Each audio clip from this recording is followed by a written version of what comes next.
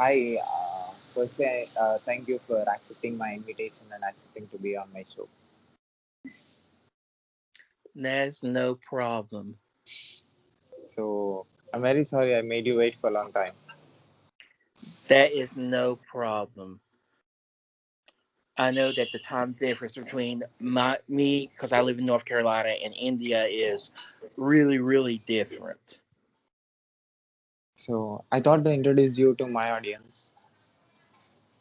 Okay. Well, since you want me to introduce myself to your audience, my name is Johnny Hopkins. I live in Spindle, North Carolina, in the United States. I am a first year doctoral student in the Doctor of Strategic Leadership program at Regent University. I am a blogger with Top Coder. Haven't done a lot of blogging because of our current situation, but slowly getting back to that practice, to that hobby, because I had to set some things up and change a few things to facilitate that. Um, I hold a master's degree in information systems security management from Colorado Technical University, and I am a software engineer by training that has an interest in data science, and also have an interest in spirituality and the arts.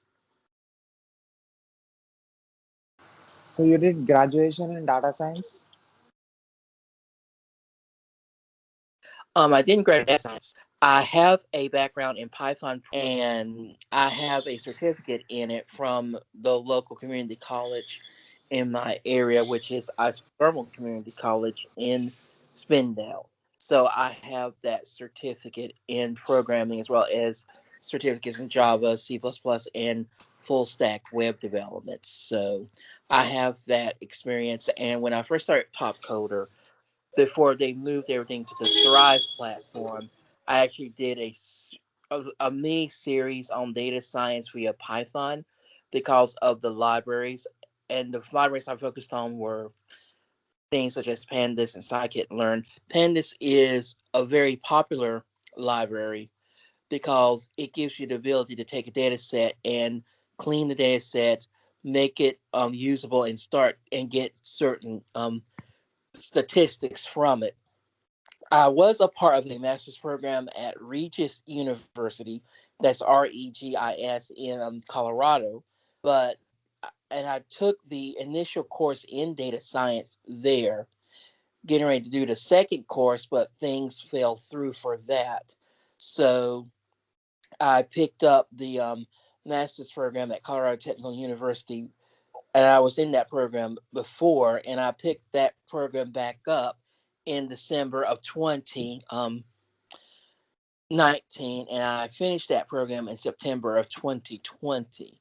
So I'm a technologist that's interested in strategic foresight, interested in helping IT companies develop better strategies, and that was the motivation for me to go to Regent University. That's Regent in Virginia Beach, Virginia. The doctoral program is a online doctorate, and right now it's a virtual residency, but when things are sort of get better and work out, that will be an in-person residency as I go through that program.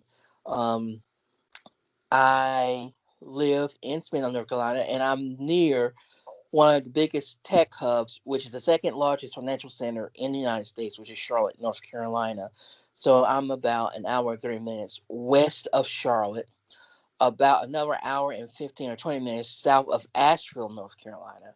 And where I'm looking at, you can look at the North Carolina South Carolina border, and I'm not too far away from Spartanburg, Greensboro, Spartanburg, Anderson. So that is a little bit about myself. So So, doctoral program. So, what is the topic that you took? okay, the Doctor of Strategic Leadership program is something called an executive doctorate. It's a 3-year program, and it's a combination of courses and a final dissertation level project. That project can take several forms. It can take the form of a workshop. It can take the form of an actual book manuscript. It can take the form of just of training modules, and it also can take the form of a traditional dissertation that you would write for a doctoral program. It's a 3-year program, and the focus is on strategic leadership. Um, Region has a strong emphasis on servant leadership. So that's the whole basis of that particular program, which is servant leadership. And it's something that there's been a lot of research about servanthood and how that relates to leadership. I'm going to finish, start and finish and complete a project in one of my first courses where we deal with the definitions of leadership and followership. And that's very important to have that basis so that when we start to strategize, and one of my goals is to strategize in the IT field, it's a good ideal to know what you're doing. My original concentration was strategic leadership, but I changed to strategic foresight because of the strong STEM background that I have. And strategic foresight has that STEM emphasis in it. But I will be taking courses in things such as human resource development, organizational dynamics, and because it is a Christian university, the next course I'll be taking in the fall is exegesis. And that's basically the whole concept of taking a biblical text and drawing from the text, because the word exegesis comes from the Greek meaning that you're drawing from a text or drawing from, what scriptures, what the Bible has to say about leadership and about the different aspects of leadership, because the Bible has a lot of good examples, and much of that is found in what some scholars call the Deuteronomistic. Sorry, I can't really talk right now, but that's basically the section where it deals with First and Second Kings, First and Second Chronicles, First and Second Kings, First and Second Samuel, First and Second Chronicles, and those 6 books chronicle the monarchy in Israel. And what's very interesting is that God basically told the Israelite people not to have kings. He wanted a system of judges. In fact, we have a book in the Bible called Judges, where it chronicles the life of people such as Samson, such as Delilah, Gideon, and those other characters. He wanted a system of judges, but the people said they wanted a king. So God said, well, I will give you the king, but you're going to be under a lot of oppression because of your wanting to have a monarchy. And if you look at the mistakes that a lot of those kings make, that led to two captivity situations, the Assyrian captivity at first, and then the second one was the Babylonian captivity, where Israel was in captivity for 70 years. So basically, the Bible has some good information, and the Bible tilts towards servanthood and servant leadership. So really, this whole program and their whole research emphasis in this program, because it's in their School of Business. In fact, it's called the School of Business and Leadership. It's on servant leadership, and they've not only did the faculty have published in this area, but they actually house an actual journal on servant leadership that we are encouraged to write and submit to. We'll have those assignments, but we are also encouraged to go beyond those assignments and do this stuff on my own. So I'm just in the process of looking at maybe a couple of good journals to submit to and do some research. The easiest thing for me to do would be a review paper, just reviewing trends and stuff. So that's what that's all about. So why you took a non-technical subject as a doctoral program? The reason why I did that was because of the way my MS in management was structured at Colorado Technical University. That program was technical, but many of the assignments were very practical assignments that were designed to be implemented or could be implemented in organizations, you know, by doing some research with that. For example, in my network security course at Colorado Technical University, we did a network security plan.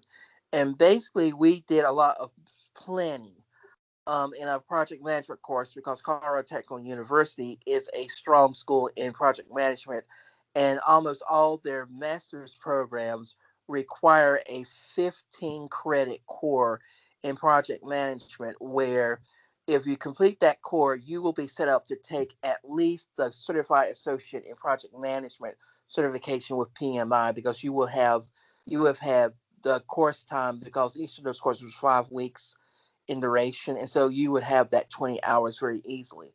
But the way that program was structured, there was nothing about strategy. There was nothing about how to truly secure systems. It was the technical stuff, which is great, but all these projects that I did, all these papers were sort of disjointed, and I needed to have a way of sort of implementing some strategy, because a lot of the issues in cybersecurity are leadership issues. Not necessarily leadership lapses, but issues of social engineering. And that's the ideal of somebody coming into an organization unauthorized, tricking their way into their organizations and causing all kinds of problems. So with those kinds of considerations, I decided to focus on that, because when I first looked at Regent at Colorado Technical University when I started in 2008, I was a project management major, and the Doctor of Strategic Leadership fit right along with the project management, because all those courses were about management, about strategies, and about marketing and things of that sort. So that's why I ended up doing a non-technical doctorate. I might still pick up some technical credentials, because Regent does have some STEM certificates, so I might pick up a couple of those along the way, just to have that STEM background, just to stay, in the STEM vein. But really, this degree gives you the ability to go into organizations and do consulting. And that's something that is very needed in IT, especially with everything going remote. People are going to do this. Some places are remote working for good. Some places will have a hybrid model, and some companies will have been remote only, will stay remote only. So companies need a strategy to bring people together, develop leaders, develop critical soft skills, but also develop the technical skills that will protect networks. So that, in a nutshell, is what motivated me to do this program. And it is a non-traditional degree program. It's a 3-year program. And that last year is your project year, but the first 2 years is a lot of coursework. So it's kind of weird, but it's kind of akin to a Doctor of Business Administration degree program. So, So what is the project of yours in masters?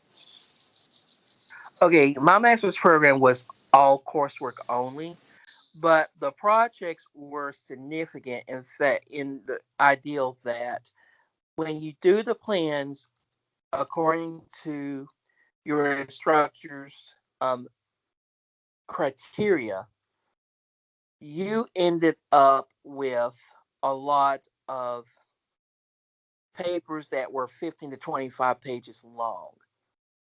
There was a capstone in my program. It was not a capstone in cybersecurity, it was a capstone in project management. And that capstone project was about 5,000 to 7,000 words. So when it was all said and done, it was about 20 to 25 pages.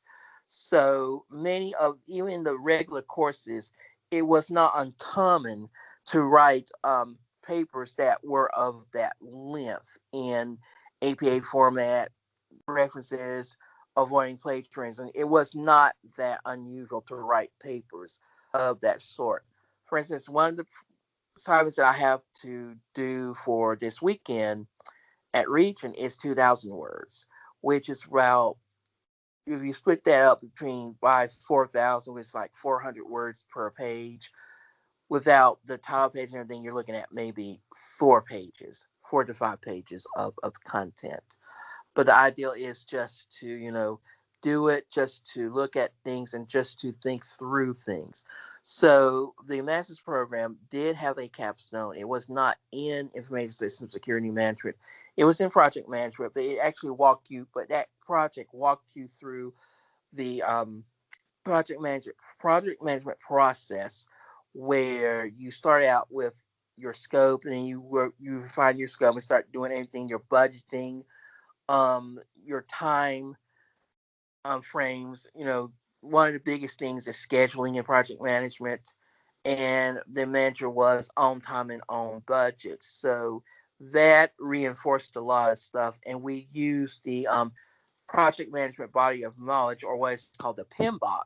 And that PMBOK gives you the way to do things, and we use that as a reference for a lot of what we were doing. So that there was a capstone project in my master's program.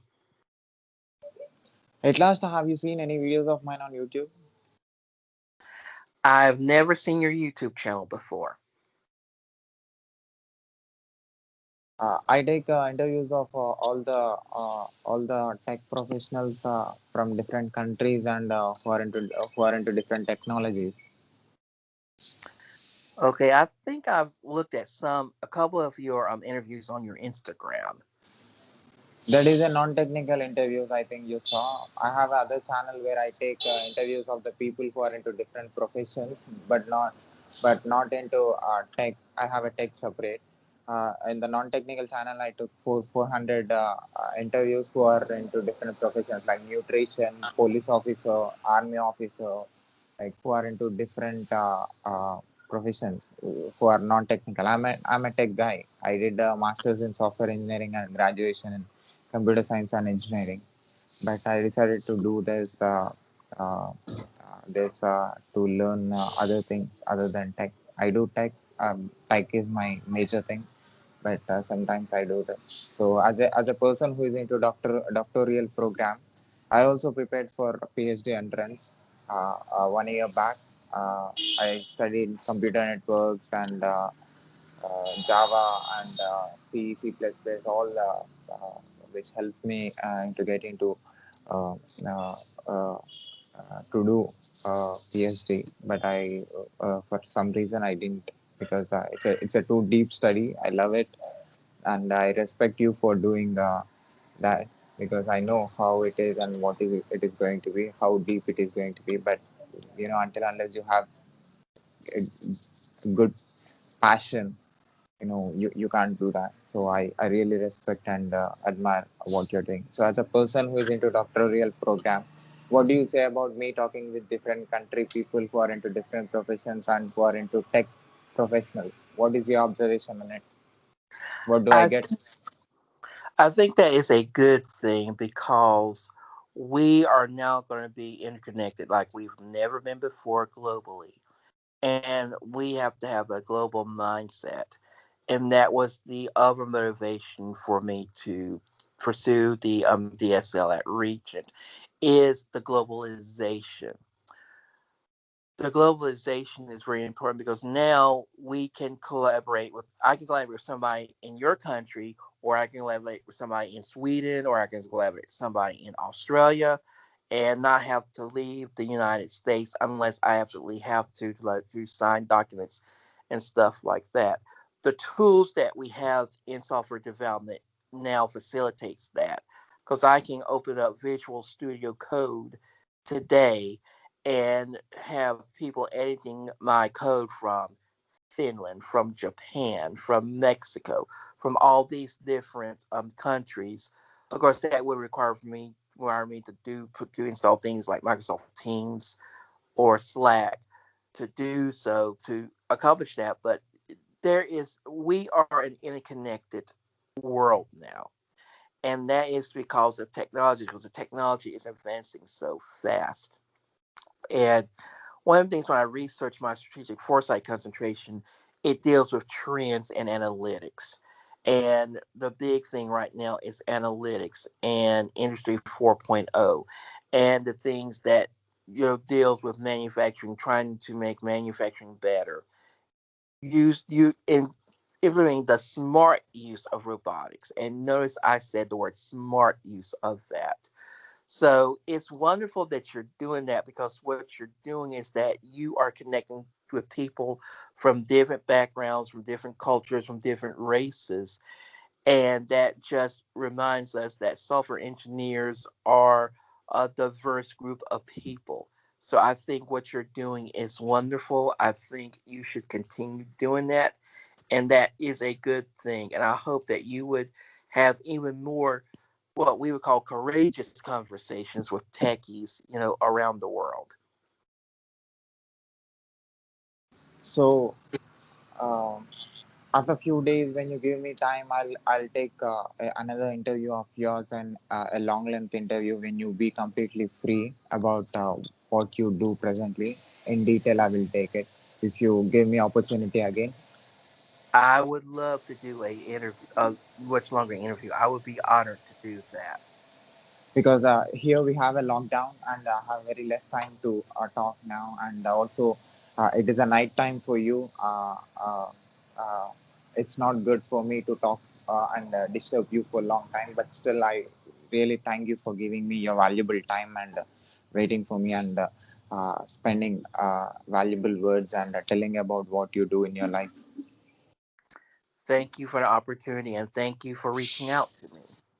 So can I put this video and audio clip on my YouTube channel, social media, internet, podcast, website, everywhere with your Yes, permission? yes, you can do that, because the more people see different people, the more people will connect. And I do expect that from this just short interview that I'll have some more connections. So please do that. Thank you very much, sir. Keep going, keep doing what you love. Thank you. Take care. Bye bye.